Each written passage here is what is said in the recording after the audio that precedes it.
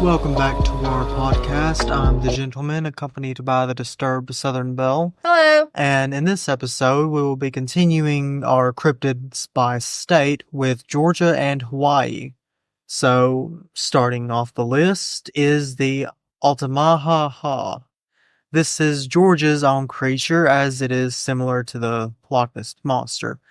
It is said to inhabit the small streams and abandoned rice fields that lie near the mouth of the Altamaha River, from which the beast got its name. The legend. Yeah, they didn't get very creative in the name. They did not, no. Just kind of added a few letters, but okay, sure. So the legend has its roots in the Muscogee folklore and is is believed to be an alligator that was misidentified. It is also one of the most cited cryptids in North America and is most often spotted around specifically Darien, Georgia. So those who have seen it describe it as a large serpent-like creature, which, okay, that makes sense. A misidentified alligator. A serpent-like creature. Alligator, yeah, or fish or something. Yeah. Too. There's some big fish in some of those rivers. Mm-hmm. So, it's reported as being over 30 feet long, or roughly 9 meters. And sightings describe it as fast enough to leave ripples behind like a motorboat, which is impressive. That thing's moving on. Goodness. So, the last thing for this cryptid is reports of sightings have actually dated back to the 1800s, which impressive. True. Especially since it's still one of the most commonly cited. Yeah. Well, whether or not that's what they're seeing, but yeah, people think they're seeing it. Yeah, that's pretty crazy that it's been going on for close to a couple hundred years, depending on when in the 1800s it started. So yeah, that's crazy. So next is actually one that I have covered before in a Native American specific episode a while back. The Thunderbird. So the Thunderbird is a huge and frightening bird that is as most cryptids rooted in Native American legends. Right. I toned that horribly. Yeah, it's fine, but yeah, most of them are. I mean, a lot of our personally, like in America or U.S., definitely most of our cryptids have some Native American folklore because, that's where most of the history comes from the land. So, yeah. But, yeah. So, one story related to the Thunderbird is the legend of I'm going to pronounce this wrong, but Passamaquoddy. Passamaquoddies, yeah. It is said to tell of two Native Americans that went out in search of the source of thunder. As you do. Oh, yeah. So, during their journey, they encountered a towering mountain. One of them, named Passamaquoddy, advised his friend to keep searching for the origin of the thunder if he couldn't ascend the mountain. However, he managed to reach the top without any difficulty, while his companion was not as fortunate. Well, that's kind of not funny, but Jesus, go on without me, and then the other one's the one that doesn't make it. But okay. Yeah, it is ironic. Yeah, really, it is. So, he continued on his journey and then came upon another group of men that were playing a ball game. Yeah, of course. So the men, upon seeing that they had company, quickly ran into their wigwams and came out with wings, which were equipped with bows and arrows. Yeah, that's what happens when you see somebody catches you playing a ball game and you don't want them singing. That's what you do. Go put your wings on. It's got bows and arrows. You fire upon them or you go get away. I don't know. You do something. Well, in the case of these people, they just flew away. Okay. South of the mountain specifically. And so, believing that he had found the Thunderbird's home, he went to the elders of his camp for assistance. And they had decided that the best way to handle the situation was to place this man in a giant mortar and then use a pestle, crushing his bones into the shape of a Thunderbird. Which was then given wings, a bow, and arrows. Well, It sounds like he came out on top on this story. What? Why would that be? I don't even understand how that's assisted. I guess they turned him into one, supposedly, and that's all you got to do is just crush somebody up. Well, okay. I don't think I would take that option. I don't think so. I believe that's a viable solution to that problem. No, but okay, sure. So they're often described as looking like giant eagles and are said to be large and strong enough to carry a whale back to its nest. Good God. These things are absolutely massive. Jesus, I'd say so.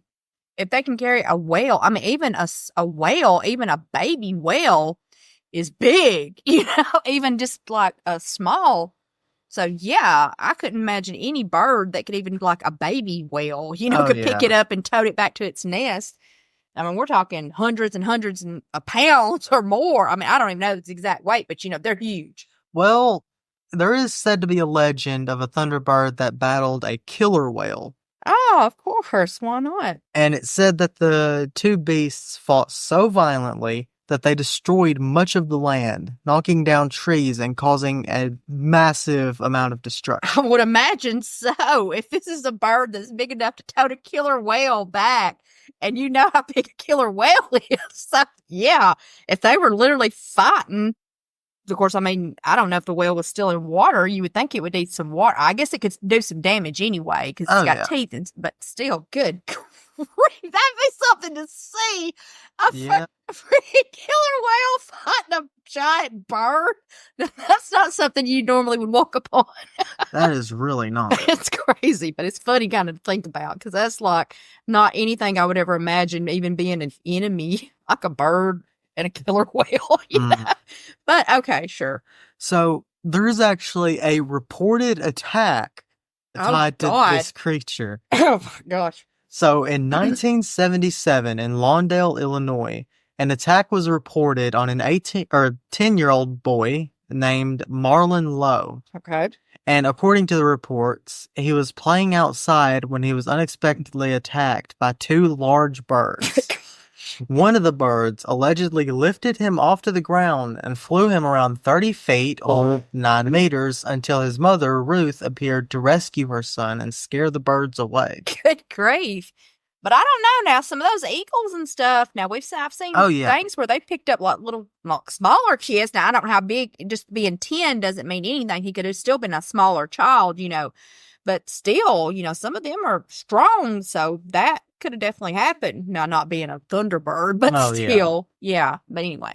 So the attack was supposedly witnessed by several people that described the birds as having white rings around their necks. That sounds like an eagle. And a body that was roughly 4.5 feet long or approximately a meter. Yeah. Yeah. Sort of this sounded like a large eagle. It sounds like an eagle, yeah. Or something similar-ish, very. So their wings were each described as being roughly the same length, 4.5 feet or a meter. Yeah. And they were also said to have a 6-inch hooked bill, 3 front claws, 1 back claw, and a black body. Well, God, they got a good look at this thing, didn't they? They know exactly how many toes it's got. And the exact measurements. Well, yeah.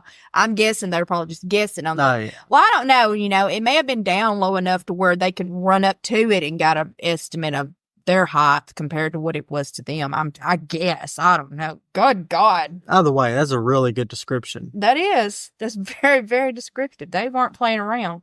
Some believe it might be a teratorn, a family of large birds that is now actually considered extinct and once inhabited North and South America. Yes. However, this is quite improbable as there have been no reported sightings, nor have any remains been found or presented. I'm thinking, now they're talking, now some of these Thunderbirds are supposed to have wingspans of like 18 feet. So this is not some little bird, this is something that you saw, you would know. So yeah, I don't see how this thing could be hiding that much. Because you can imagine the size of its nests and stuff. I mean... You know what I'm saying? Oh, yeah. But, so actually, on the mention of their massive wingspan, pterosaurs were also thought to be the culprit for the Thunderbird legends. Good grief. However, that is pretty out there since they became extinct about 66 million years ago. Long time ago. But I mean, maybe some kind of hybrid of it, something, maybe. That or the skeleton. Maybe, maybe they found a skeleton and that's where it came. It could have been, it could have been that. It could have been just that, or I don't know. Like I said, maybe they bred with something and it just kind of survived somehow. Yeah, maybe, I don't know. Who knows? Alligators did it. Right. So, I'm not saying they're still here now, but I'm saying people could have possibly seen things like thousands of years ago. So, some thought it could be exotic, non-native type birds that were released or had escaped from captivity, perhaps from a nearby collector. Yeah, maybe. Birds that have thought to have been reported as Thunderbird include the African crowned eagle and Andean condors. Yeah, well, either of those could be, they'd be big birds. Oh, yeah. Condors and, eagles in general are, not small little birds.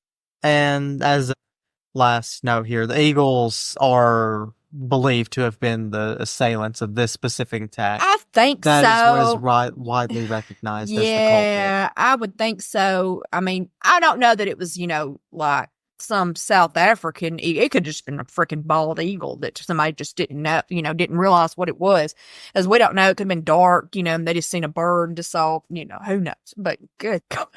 It's not funny, but that's not something you expect to see, a freaking bird swoop down and be trying to steal your kid out of the yard, good God. Yes. That's crazy, because you don't usually hear about them, dive bombing people, like literally trying to pick them up. That's not common.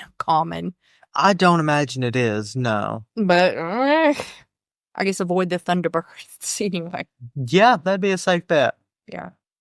So, moving on to Hawaii, our first cryptid is the Mananu. And these cryptids are described as a group of small-statured individuals residing in the dense forests and secluded valleys of the Hawaiian Islands. More of the little people. Yep. That's kind of funny. There are a lot of little people. There are. There's a lot of reports of these little people. It's funny. So, one good thing, different from the last one, is these cryptids are reportedly not hostile and are actually known to not bother humans at all normally. So, they're reported to be approximately 2 to 3 feet tall, just under a meter, and it is thought that they inhabited Hawaii prior to the arrival of the Polynesian settlers many centuries ago. Maybe they did. Maybe there were really people who were that short who lived there. It's not that far out there. It's not that, just totally unheard of. We don't know. And people were supposed to be shorter anyway back, older days, so who knows? So, according to the legends associated with them, they're said to have constructed temples, fish ponds, roads, canoes, and dwellings. Goodness.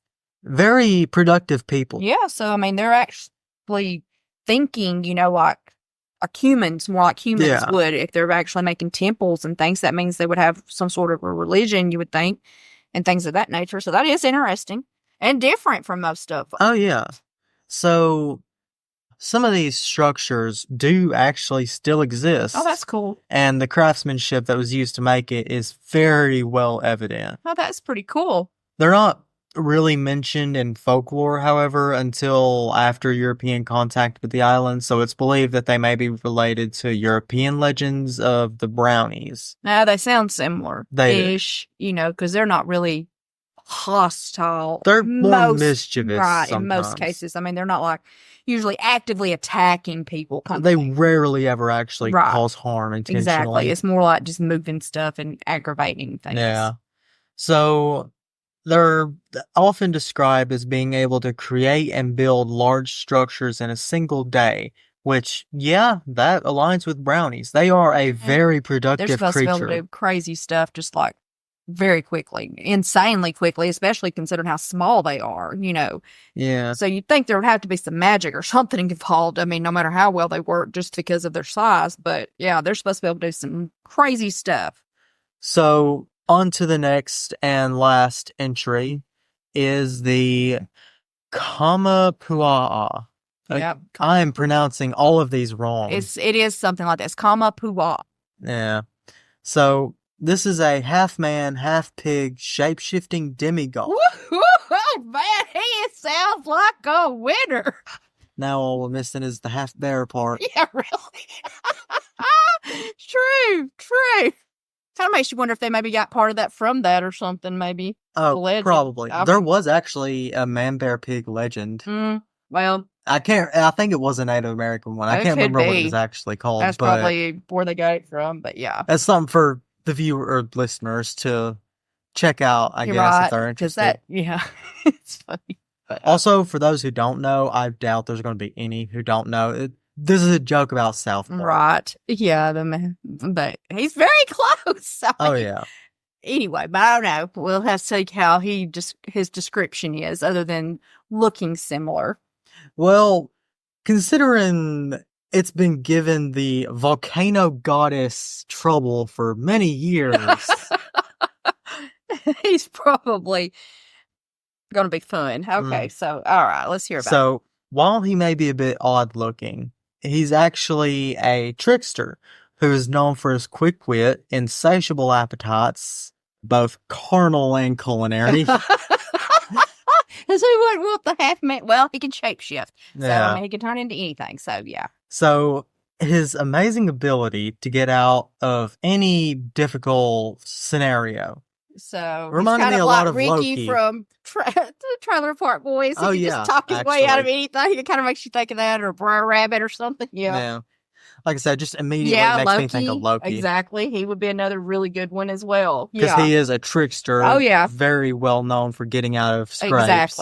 Exactly. So, yeah, he sounds very similar-ish to that. So, legend says he has a mortal mother and a divine father.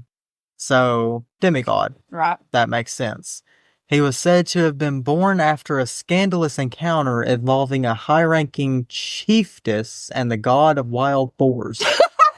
Well, there's the half man, half pig.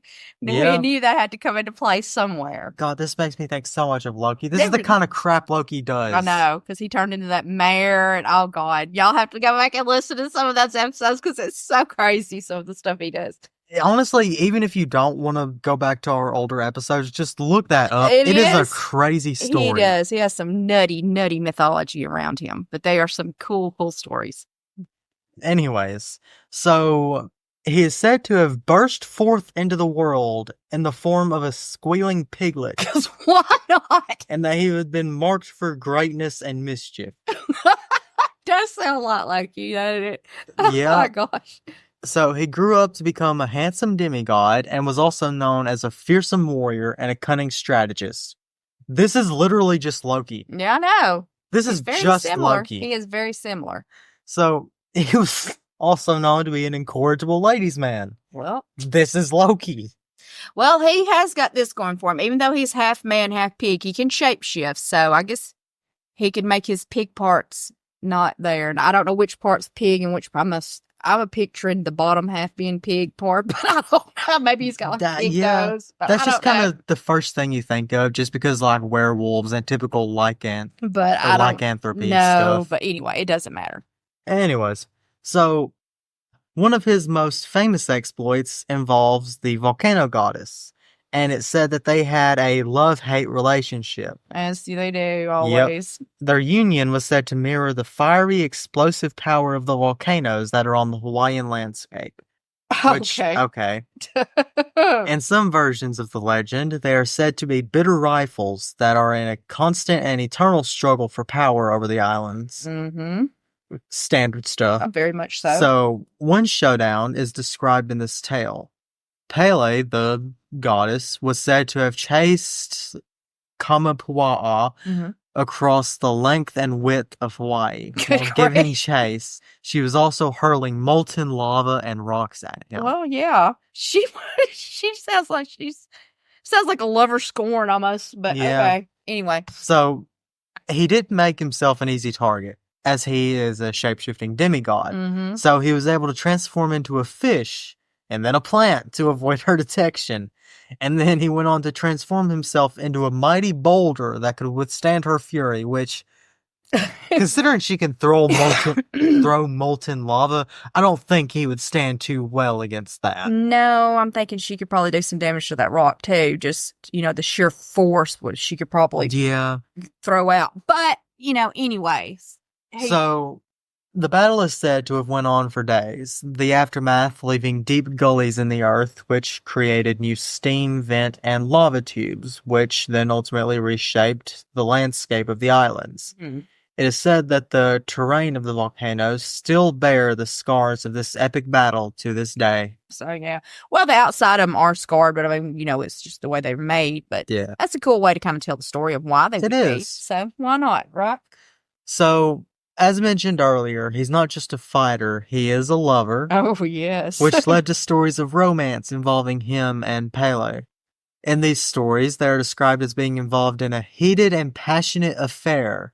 Their coupling is said to be as fiery as the lava flowing beneath the ground. So whether they love or hate, they are fiery and explosive together. Oh, yeah. They need to stay away from each other, it sounds like. It does. This sounds like a very toxic relationship. So, many believe he could simply serve as a counterbalance in Hawaiian mythology, which Loki does. Right. Sometimes. Right. And while the goddess is seen as the embodiment of the wild, uncontrolled energy of the volcanoes, he is said to represent the fertile, life-sustaining power of the land itself. Right. So which, as a pig, check and balances. Yeah. Which makes sense, because, I mean, most mythology, that's true. They have one person that can do this, but one person that sort of can counteract it. So there's always the whole sort of equilibrium. There cannot be light without darkness. Right. There can't be darkness without light. That would make sense. I mean, not necessarily a man-pig thing, but why not? I mean, it's no crazier than some of the Greek and Roman mythology. Oh, yeah, no. And others, Nordic, all those. We did cover Egyptian. They had some interesting stories. All of them did crazy God, I stuff. still feel bad for Ra. I know. I mean, it was a pretty bad deal. Yeah, they had some stuff going on. But yeah, I mean, all the mythology, they all have they're similar, Oh, yeah. They're similar gods or similar goddesses, and then, like we said, the checks and balances and all that. But it's very interesting just to see how they adapt it to their region, so to speak. Yeah. Like the Hawaiian god, it's the volcanoes, and it's this and that. So it's kind of cool, too. So it does actually make you think of a lot of other stories. Oh, yeah. Because a lot of religions and mythologies actually adopt gods and just different stories into their own culture. Mm-hmm. Which is partly why I love covering mythologies. Oh, yeah, stuff. I do too. I've always found mythology very interesting. It is. I mean, it's just a way of explaining things that couldn't be explained in a lot of cases. Like, where did the wind come from? They didn't know. So a god's blowing, doing this, or the gods are, whatever. But it's very interesting. It's very cool. Yeah, it gives you a good insight into what these people believe, what their cultures were like. Yeah, it does. Because a lot of them, these stories, that's why they withstood this sands of time, so to speak. Yeah, as long as they did. Because they were very, very widespread. So a lot of people believed it. And stories like this belief, the beliefs in these gods, the Native American gods, are still pretty strong today. There are still cultures that believe them. So this story itself has probably survived hundreds of years. Or longer. Who knows how old it is. But he's interesting. Now, I've never heard of the half-man, half-pig demigod from Hawaii culture, but that is very cool. So, he fits right in. Oh, definitely. Yeah. So, I'm going to end this episode here. I will turn it over to the Belle so she can tell you about hers. So we'll be continuing on with some more haunted tales and places in the U.S. on our next episode. We invite you to join us. Don't forget to like, follow, and subscribe. And don't forget to stay disturbed.